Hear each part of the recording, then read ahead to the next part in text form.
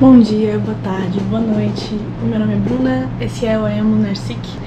E, bem, eu ia fazer o que eu geralmente faço e fazer um único vídeo pra falar sobre as minhas leituras de outubro, novembro e dezembro, né? Porque geralmente eu não leio livro suficiente em um mês pra tratar em um vídeo só. Mas agora eu estou de férias, graças a Deus, faz uma semana que acabou o meu semestre da faculdade e eu estou no meu merecidíssimo descanso depois do tenebroso quarto período da faculdade, que foi muito difícil. Mas enfim, estou aproveitando bem as minhas férias. Nessa última uma semana eu já li 4 livros e um mangá, então estou aproveitando bastante. E por causa disso, acabou que eu percebi que se eu fosse falar dos livros de outubro, novembro e dezembro em um só vídeo, ele provavelmente ficaria muito longo. Então o que eu decidi fazer? Fazer um pequeno vídeo pra falar sobre as coisas que eu li em outubro e novembro, que não foram tão poucas assim. Acabou que eu li vários livros curtos em outubro, porque era época entre uma prova e outra, então eu tava mais de boa. E em novembro eu li umas coisas bem curtinhas mesmo, vocês vão ver, enfim. E depois tratar dos livros que eu li em dezembro, em um vídeo separado. O mês ainda não acabou, hoje é dia 20 de dezembro, mas eu já li 5 livros em dezembro. Um antes das férias começarem e os outros 4 depois do início das férias, né? E ainda provavelmente lerei mais. Acredito que eu ainda consigo ler pelo menos mais 2 livros antes do mês acabar. Porque, bom, férias, né? Graças a Deus. Enfim, eu li 3 livros no mês de outubro, livros que eu gostei muito, inclusive, e 3 livros no mês de novembro. Sendo que a maioria não foi tão significativa assim, mas eu vou mencionar.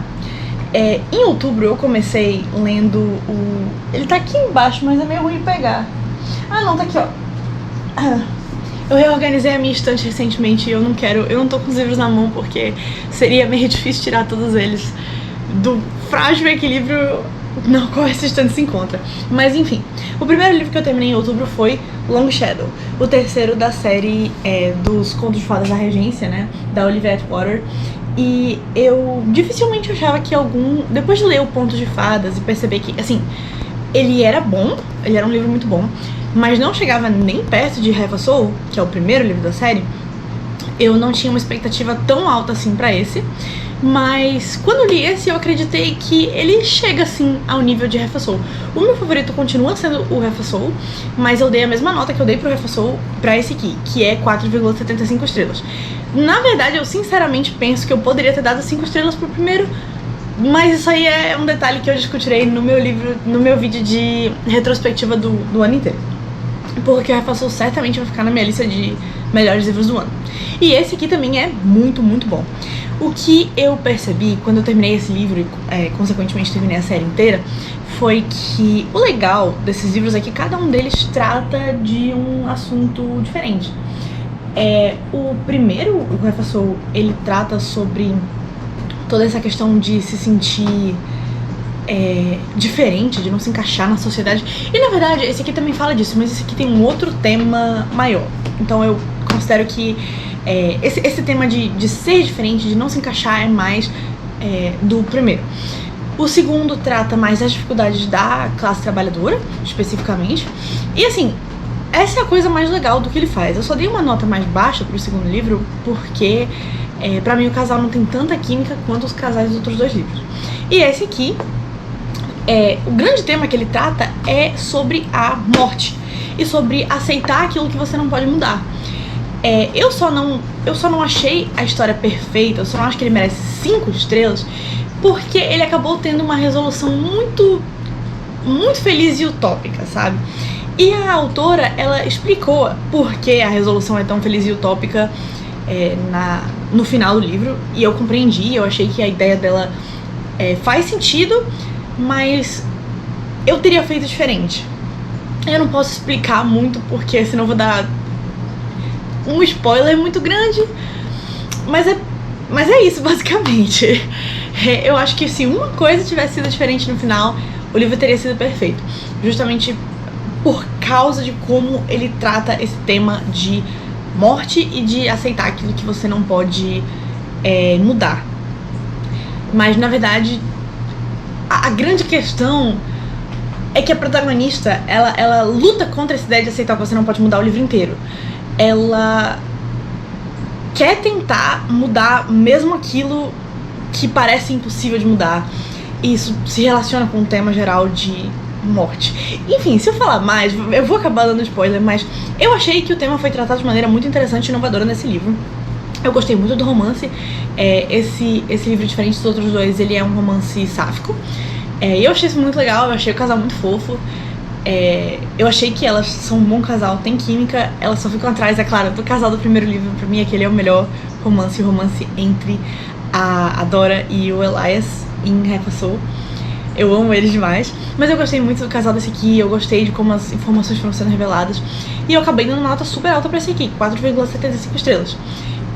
Enfim, foi uma conclusão incrível pra mim, fechou a série com chave de ouro. E se a autora lançasse mais livros dessa série, eu leria quantos livros ela publicasse. Eu amo todos os livros, eu amo todos os personagens. Eu acho que essa série me trouxe muito conforto numa época muito difícil da minha vida.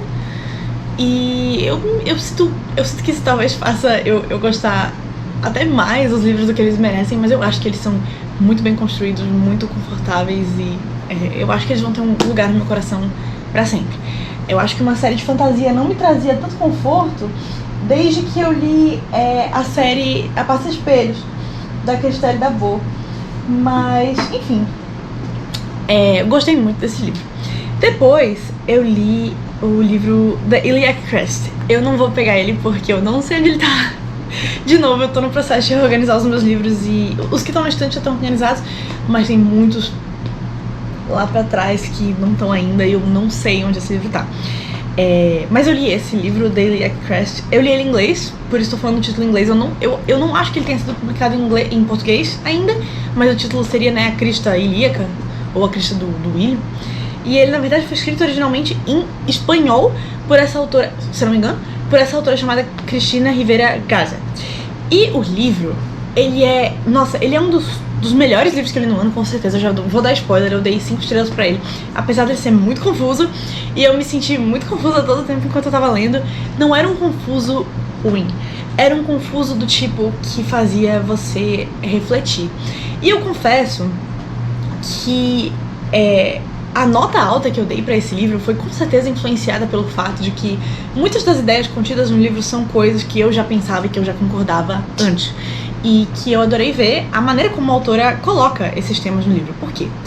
Esse livro, ele é um livro sobre... No fundo, ele é um livro sobre barreiras de todos os tipos. E sobre como muitas vezes essas barreiras não fazem sentido. Foi isso que eu entendi. A história é sobre um médico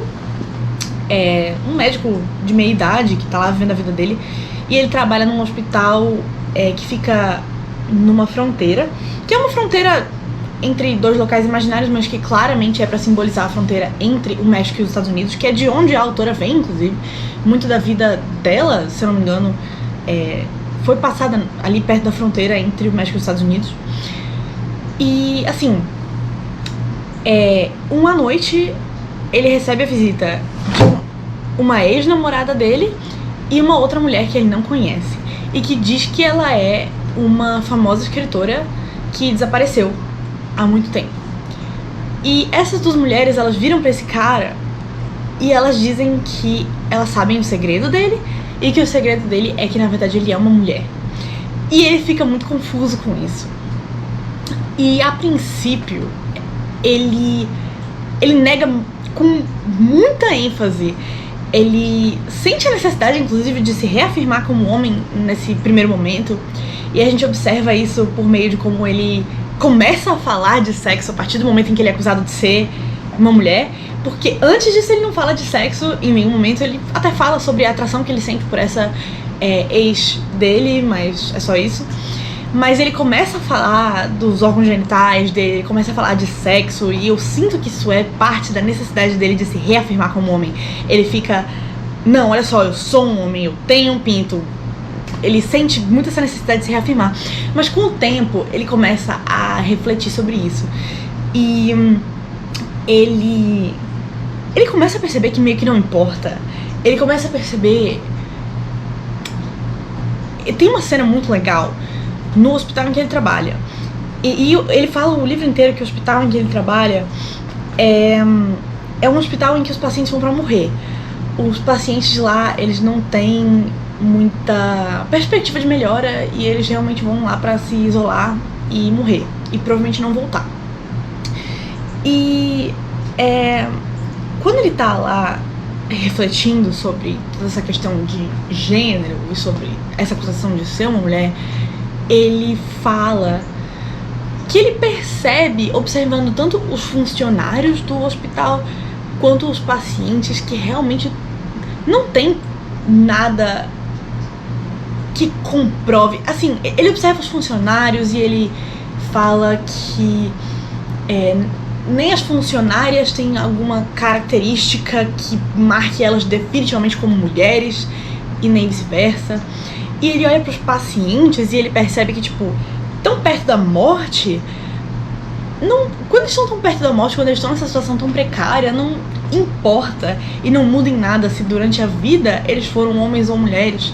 Então ele começa a perceber que realmente não tem como ele saber se ele é um homem.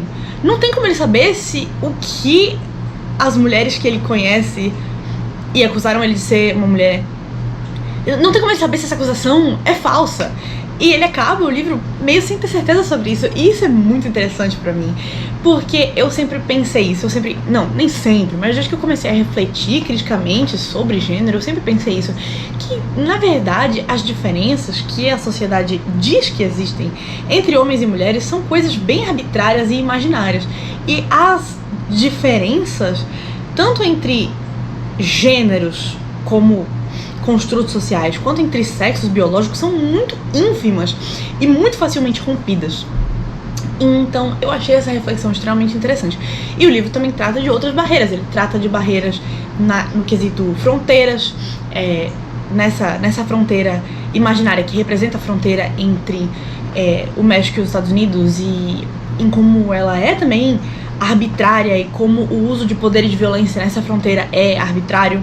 E trata da barreira da linguagem, o que eu achei extremamente interessante, porque as duas convidadas do nosso protagonista, que inclusive não tem nome, e eu acho que isso é proposital, porque é pra gente não ter certeza se ele é de fato um homem ou não. Essas duas convidadas, a ex-mulher e a outra mulher que chega, né, elas conversam entre si numa língua que o protagonista não entende. E que ele não faz ideia de que língua é, na verdade.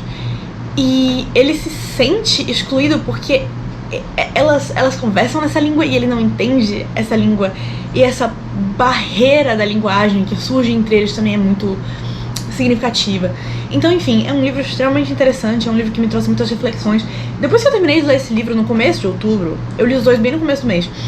E quando eu terminei o Wheeler Crash, eu fiquei ruminando sobre ele sem ler mais nada quase o resto do mês inteiro.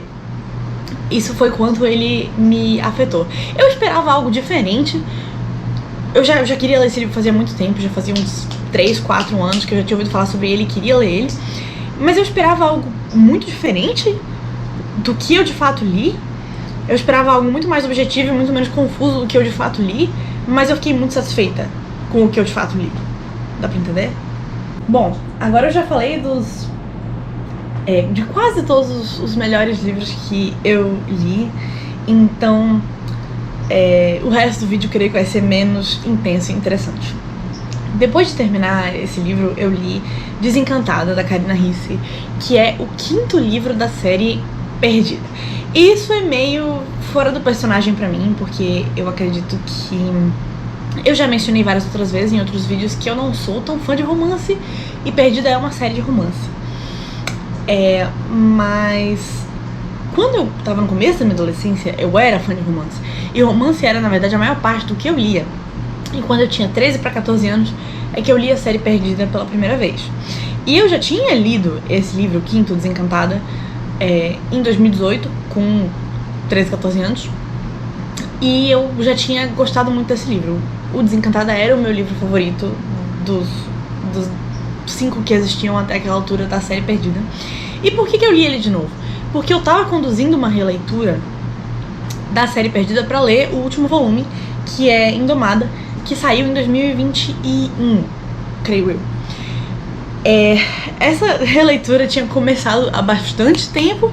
Lá em 2022 eu comecei essa releitura quando eu comprei o livro Indomada, o último da série, porque eu queria, não porque eu pensei que eu fosse gostar dele, e sim porque eu queria fechar esse ciclo na minha vida. É um sentimento parecido com o que eu tenho em relação à minha vida fora de série. Quando eu li os 4 livros que na época existiam de Minha Vida Fora de Série, eu queria muito saber o que ia acontecer e terminar a série, mas hoje em dia eu tô na dúvida se eu continuo ou não, porque eu sei que eu provavelmente detestaria a história se eu lesse hoje em dia. Então, enfim, mas é uma coisa que eu queria fazer só pra fechar esse ciclo na minha vida e saber como tudo ia terminar, né? E não porque eu pensei que eu fosse gostar. Eu reli os 4 primeiros, então Perdida, Encontrada, Destinada e Prometida, em 2022. Só que essa experiência foi bem insuportável, sinceramente, foi bem irritante. Desses 4, o único que eu genuinamente gostei foi Perdida, e foi mais nostalgia do que qualquer coisa. E quando eu reli especialmente o 4º livro, Prometida, que na época da minha primeira leitura, em 2017, eu lembro que eu e minhas amigas julgávamos que era um dos melhores livros da série, mas quando eu reli, eu detestei, e hoje em dia acho que é um dos piores. Eu fiquei tipo, não, eu preciso parar, pausar essa releitura, depois eu continuo. E eu levei 3 anos pra continuar. A releitura que eu tava fazendo pra relembrar os fatos pra ler o último livro. Olha que incrível. Enfim, então acabou sendo uma coisa meio pointless a releitura que eu fiz dos 4 primeiros volumes, já que eu esperei 3 anos pra ler o último livro depois da releitura.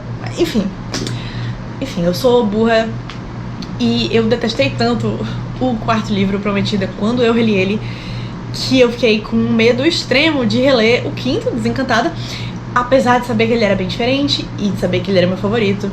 E eu finalmente peguei ele pra reler em outubro, no final do mês. E eu até que gostei. Claro que eu não achei ele tão bom quanto eu achei na época que eu li ele pela primeira vez, em maio de 2018. Na época eu achava que ele era 4,5 estrelas, eu sei disso porque estava marcado no meu Scooby. E hoje em dia eu achei 3,5. E isso ainda foi em parte nostalgia, como eu disse. Mas realmente eu acho que Desencantada, junto com Perdida, são os livros que são realmente legais e engraçadinhos da série. Os outros me dão bastante raiva, principalmente Encantada e Prometida, que são o 2º e o 4º. Mas Desencantada não, Desencantada é divertido, não tem tanta coisa irritante na história. A história até que é bem legal, bem divertida, bem engraçadinha. O que acontece? Esse livro ele não é sobre a família principal da série Perdida. Ele é sobre uma amiga dessa família, que é a Valentina, que era apaixonada pelo mocinho dos primeiros livros, que casou com a mocinha, né, a Sofia. E aí ela, depois que ele se casou, ela se desiludiu, superou, né, virou amiga deles e tal. E aí ela acabou se mudando pra longe, por causa de questões da família dela. E esse livro mostra ela nessa nova cidade pra qual ela se mudou, conhecendo um moço, o Capitão Leon Navas. Eles acabam ficando noivos, assim, por um motivo nada a ver. Só que ele é um capitão, né, ele trabalha num barco, e quando ela tá passeando no barco dele, pra conhecer, né, o barco dele e tal, pra comemorar o noivado deles também, alguém empurra ela desse barco, na ideia de assassiná-la, né. Eu acho que isso não é spoiler, porque acontece no começo do livro. Alguém tenta matar ela, empurra ela do barco, ela cai na água e todo mundo acha que ela morreu. Inclusive todo mundo acha que ela se suicidou. Mas enfim, ela é resgatada por uma fada madrinha, porque existem fadas madrinhas nessa série, e ela se disfarça de homem pra tentar descobrir quem tentou matar ela. E por isso que o livro é tão divertido, na minha opinião, porque justamente porque ela se disfarça de homem, ela acaba vivendo várias coisas bem engraçadinhas. E também ela reencontra o Leon, e o Leon, eles começam a se reaproximar, o Leon e a Valentina, só que agora ela tá disfarçada de homem, fingindo ser um menino, né, chamado Dominique. Eles acabam começando a se reaproximar, e ele percebe que ela é ela, né, bem mais rápido do que ela acha que ele vai né? Tipo, ela fica um tempão sem saber que ele sabe que ela é ela e ele está vendo. E aí é muito engraçado, porque eles vão se reaproximando e vai surgindo esse clima romântico entre eles, mas ela tá disfarçada de homem, e todo mundo fica tipo, Capitão Leão agora é viado, né? E isso é nos anos 1900, né? Então, não, 1800. Então é uma coisa muito tabu. E acaba sendo engraçadinho. Mas ao mesmo tempo, hoje em dia, tendo uma mente bem... sendo uma pessoa bem mais progressista e tendo uma mente bem mais madura do que da primeira vez que eu li o livro, eu percebo que o progressismo dessa história tem um viés progressista. No quinto e no sexto volume de Perdida, em que Karen Narisse, ela tenta meter um papo de ei, gente, gay também é gente e tal, né? Mas é um progressismo bem incipiente, assim, tipo, bem iniciante. Tipo, parece que a própria autora tá descobrindo junto com os personagens que gay também é gente. Então é meio engraçado. E, enfim, também, tipo assim, as cenas entre a Valentina disfarçada de homem e o Leon, e entre a Valentina disfarçada de homem e os outros personagens, elas meio que, embora a história tenha essa ideia de ser progressista, é um progressismo meio vazio, porque toda a graça é tipo, hahaha, homossexualidade. Então não é tão perfeito assim esse progressismo. Eu acho que deu pra entender. E também os problemas da história, especialmente no que diz respeito a tipo, os obstáculos entre a relação entre a Valentina e o Leon, são um pouquinho fabricados. A Valentina acha que tem problema ali onde não tem, como sempre acontece em romance. Então a parte do final do livro acaba sendo bem chatinha. E por isso, hoje em dia, eu dei 3 estrelas e meia. Mas eu ainda gostei muito mais desse livro do que todos os outros da série. Pra mim, realmente é Desencantada, Perdida e aí o resto, que é bem menos legal e faz bem menos sentido do que os problemas que acontecem em Perdida e em Desencantada. E eu li depois o Indomada, mas eu li já em dezembro, então eu não vou comentar ainda sobre o que eu achei. Enfim, eu acabei falando sobre Desencantada mais do que eu pretendia, mas em suma, a minha opinião é divertidinho, continuo achando o melhor da série, mas você tem que ler com o senso crítico desligado pra achar o livro bom. Ele não é bom, ele não é incrível, pra mim hoje em dia ele não merece nem 4 estrelas, mas é divertido. Eu não achei chato como eu achei os outros, eu não demorei pra ler como eu achei que eu ia demorar pra ler, e foi uma boa experiência de leitura. Eu só precisei desligar o senso crítico. E é isso aí. Esse finaliza os livros que eu li em outubro. E agora vamos para as leituras de novembro. Mas só tem uma leitura realmente significativa em novembro. As duas outras são não ficção, inclusive, o que também é bem fora do personagem pra mim. Eu não leio muita não ficção, mas eu estou tentando superar isso, né? E eu tenho várias biografias que eu quero ler e eu espero que eu consiga. O primeiro livro que eu li em novembro, e o único livro de ficção, foi Boulder, da Eva Baltazar. Eu li em português, mas mesmo em português o título é Boulder, em inglês, né? Que é tipo pedra, rocha, né? Em inglês. Porque esse é o apelido que a amante da protagonista dá pra ela. A gente nunca nem fica sabendo o nome da protagonista. Ela é chamada só de Boulder, ela é só a Boulder, né? A protagonista. E o Boulder, ele é um livro que também eu tinha ouvido falar faz um tempo num canal no YouTube que eu gosto e que eu achei a ideia interessante. É sobre uma moça, a Boulder, né, que trabalha num navio e ela é uma pessoa muito livre, muito desgarrada de tudo, muito solta, uma pessoa que não gosta de ter amarras. E ela é lésbica também. E um dia ela conhece num porto no Chile uma moça que é a Sansa, e ela se apaixona pela Sansa. E ela acaba, bem sem querer, criando raízes e criando uma relação sólida com a Sansa. Sendo que isso é uma coisa que ela nunca foi de fazer, ela sempre foi bem solta, bem livre, né? E aí um dia a Sansa diz pra ela: olha, eu recebi uma oferta de trabalho em Reykjavik, que eu vou precisar mudar pra lá, mas eu queria que você fosse comigo. E a Boulder bem contrariada, vai. E quando ela chega em Reykjavik, a Sansa faz uma outra proposta pra ela que ela não queria aceitar, mas acaba aceitando, pra não perder o amor da Sansa, que é a Sansa quer ser mãe. A Sansa quer ter um filho. E a Bolder nunca quis ter um filho, mas acaba aceitando por pressão, porque ela não quer perder a Sansa. E eu acho que esse é o grande tema desse livro, né, de Bolder. O que acontece com a vida de uma pessoa quando ela toma decisões muito importantes, assim, sem realmente pensar sobre ela mesma, sem realmente pensar sobre quais vão ser as consequências disso. E no caso, a Bolder, ela acaba aceitando essas duas imposições da Sansa, né? Tanto se mudar para um país que ela não conhecia, quanto ter um filho. São duas coisas que ela não queria e que não combinam com a personalidade dela e que acabam desgastando muito o relacionamento dela com a Sansa. E aí eu não vou contar o que acontece daí pra frente, né? Mas é bem caótico. Eu dei 5 estrelas pro livro também. No começo eu não tava gostando muito do estilo de escrita dele, porque ele é um pouquinho afetado. Foi isso que eu pensei. Ele é um pouquinho afetado.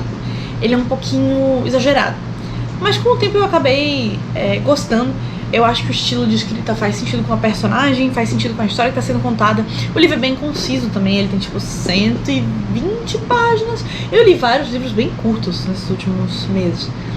A maior parte dos livros que eu li são curtos, porque eu não tenho nem tempo, né? Eu acho que de todos esses livros que eu li, de todos esses 6 livros que eu li nesses 2 meses, outubro e novembro, só o Desencantada era um livro de mais de 300 páginas. Todos os outros eram livros bem curtos, de 100 ou 200 páginas. O Desencantada não, ele tem 500, mas ele era a exceção. Pois é, o Bolder é um livro bem curtinho. E sendo bem curtinho, ele consegue provar o ponto dele, que eu acho que é justamente sobre isso. Sobre como a gente não deve... Eu acho que a grande lição moral que fica da história é que a gente não deve tomar decisões tão importantes baseadas no que outra pessoa quer e não no que a gente quer. Porque acaba começando a dar tudo errado, né, na vida da Bolder. Eu achei o livro legal, eu achei o livro bem interessante. Eu escrevi bastante coisa nele, eu li ele escrevendo e comentando. E eu fiz isso com o Daily Crash também. E esses dois são os 2 livros que eu dei 5 estrelas nesses últimos meses. Eu juro que eu não dou 5 estrelas com tanta frequência assim. Mas eu tô realmente comentando sobre alguns dos... Eu acho que eles entram, sim, esses 2 livros entram pros 5 melhores livros que eu li até agora esse ano. E eu li 34 livros até agora esse ano. Eu tô começando a pensar sobre isso porque tá acabando o ano, né? Já vai vir a minha retrospectiva de leitura do ano inteiro, eu tô bem animada pra isso. Mas enfim, pois é. Eu gostei bastante do Bolder, acho que eu não tenho muito a comentar, porque se eu continuar comentando muito, eu vou acabar falando tudo que acontece no livro. Eu acho que eu já falei demais de Daily Crash também. Mas enfim, se essa exploração de personagem te interessou, vai lá e lê. É bem rapidinho. E eu fiquei interessada em ler os outros 2 livros dessa mesma série, né? Porque esse livro, na verdade, é o segundo de uma trilogia. Eu li ele sem me importar com isso, porque são 3 histórias independentes que só abordam alguns temas em comum. Esse é o segundo, e também tem Mammoth e Permafrost. Eu não lembro qual dos 2 é o primeiro. Eu só lembro que eu li a sinopse dos 2. Um deles eu pensei, nossa, eu acho que eu vou gostar desse aqui também. E o outro eu fiquei, não sei se eu vou gostar tanto. Mas eu tô interessada em ler os 2. Não sei como é que isso vai acontecer, porque eu tenho muito livro pra ler. Certamente não vai ser nessas férias, mas alguma hora eu vou dar uma chance pra eles e ver o que eu acho. Enfim, depois disso eu li 2 livros de não ficção, por razões bem variadas. Como eu disse, não é muito comum eu ler livros de não ficção. Eu já tinha lido um livro de não ficção nessas férias. Não, nas últimas férias. Que tinha sido uma novela chinesa, que é não ficção porque é sobre a vida da autora, mas na verdade é como um romance slice of life. Então não tem aquele gosto de não ficção, sabe? Eu acabei sentindo que até trapaça eu dizer que li um livro de não ficção quando o livro de não ficção em questão é aquela novel. Mas eu acabei de fato lendo mais 2 livros de não ficção no final de novembro. O primeiro deles foi A Biografia de uma Senhora... Eles estão aqui atrás. Mas tá bem ruim de pegar. O primeiro é A Biografia de uma Senhora chamada Carmen Wills, que o título é 75 anos superando diabetes tipo 1, de uma jornalista chamada Letícia Martins. E por que eu li esse livro? Porque eu recentemente fui diagnosticada com diabetes tipo 1 aos 21 anos. Nunca esperava isso. eu realmente achava que eu já tava livre desse período. Eu nunca tinha nem pensado na possibilidade de ter diabetes tipo 1, sinceramente. Eu só ouvia falar de criança, né? Mas eu acabei descobrindo que acontece com uma frequência maior do que a gente imagina as pessoas na idade adulta serem diagnosticadas com diabetes tipo 1.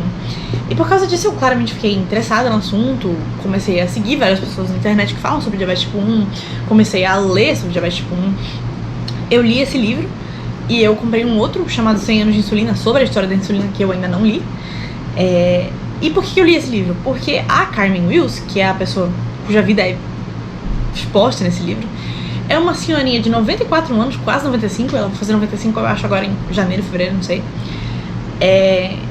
que vive com diabetes tipo 1 há 75 anos, desde os 19 anos de idade. Também foi diagnosticada na vida adulta, né?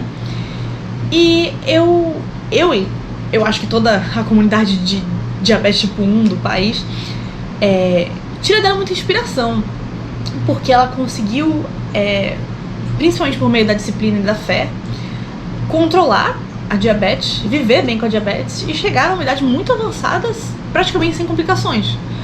O que me deu muita felicidade e esperança, porque quando eu descobri a minha própria diabetes, eu não pensei que isso fosse possível.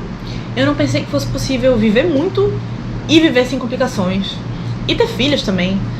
E são 3 coisas que essa senhora fez. Então, quando eu descobri da existência dessa senhora, Carmen Wills, eu fiquei muito interessada em saber mais sobre a vida dela. Esse livro foi lançado muito recentemente, e assim que ele foi lançado, que eu descobri onde encomendar, eu encomendei o livro e li bem rapidinho. Também não é um livro muito longo, acho que ele tem 180 páginas mais ou menos, e expõe a vida dela e como ela lidou com a diabetes e como a família dela lidou com a diabetes dela em diferentes momentos da trajetória de vida dela. E vários outros desafios que ela passou. Ela também passou por um câncer de mama, ela também perdeu uma bisneta para um câncer raro, e tudo isso ela fez controlando a diabetes dela no meio do percurso. Então, foi uma leitura, assim, o livro em si ele não é uau, a coisa mais bem escrita da face da Terra. Eu nem lembro quantas estrelas eu dei pra ele, sinceramente. Eu acho muito difícil, muito, muito, muito difícil avaliar com estrelas livros de não ficção. Eu só tô fazendo isso porque eu coloquei pra mim mesma a missão de avaliar com estrelas todos os livros que eu li esse ano, pra eu ter uma métrica, uma noção, assim. Mas eu devo ter dado umas 3,5 estrelas, uma coisa assim, porque o estilo de escrita não é incrível, não é uau, a coisa mais bonita que você lê na face da Terra, a coisa mais bem editada da face da Terra, mas mas tipo assim, eu tenho uma conexão pessoal com o assunto. Eu me emocionei muitas vezes, quase chorei muitas vezes lendo a biografia, não porque fosse de novo tão uau, mas porque agora eu tenho uma conexão pessoal com as coisas tratadas, né, no livro. E por isso pra mim foi uma leitura muito valiosa. E por último, e também a leitura mais underwhelming desse período de 2 meses, por assim dizer, eu li um livro de um amigo do meu avô, um livrinho bem curtinho, ele tem tipo 80 páginas, chamado Naufrágio no Amazonas. De novo, esse livro é um livro de um amigo do meu avô, que é desembargador, eu acho. E esse livro narra a história de quando ele era um jovem juiz trabalhando no interior aqui do Amazonas. E ele tava num barco, partindo, se eu não me engano, aqui de Manaus pra a cidade do interior em que ele morava.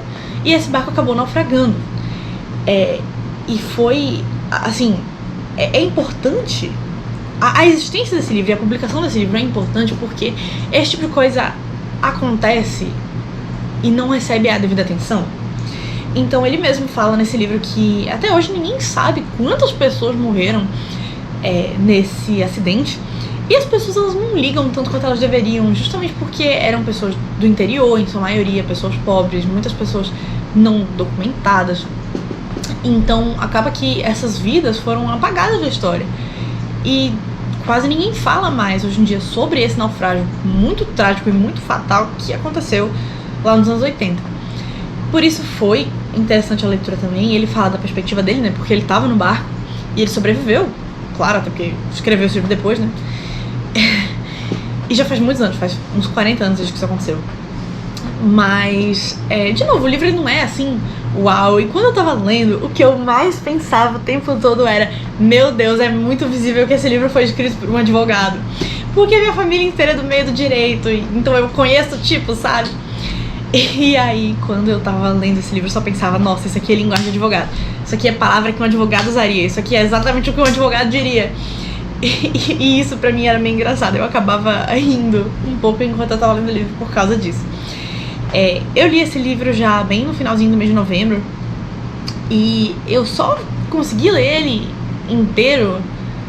Eu li ele inteiro numa noite, e eu só consegui ler ele inteiro numa noite porque o meu avô e minha avó me arrastaram pro evento de publicação desse livro, evento de lançamento desse livro, sem eu saber.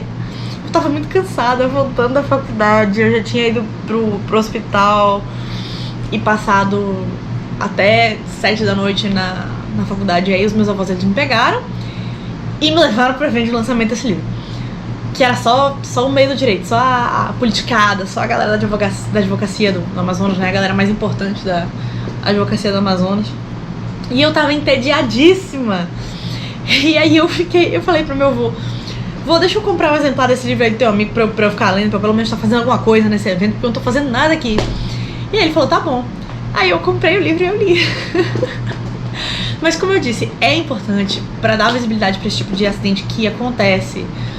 E até hoje, tipo, praticamente tudo que acontece no interior do Amazonas não recebe a visibilidade que deveria receber. E foi um evento muito, muito trágico que até hoje ninguém sabe as dimensões. Então, esse foi o sentimento que eu tirei desse livro. Foi essa sensação de tragédia e de injustiça por essas vidas que se perderam e que até hoje ninguém sabe quem são. E foi mais uma não ficção, né?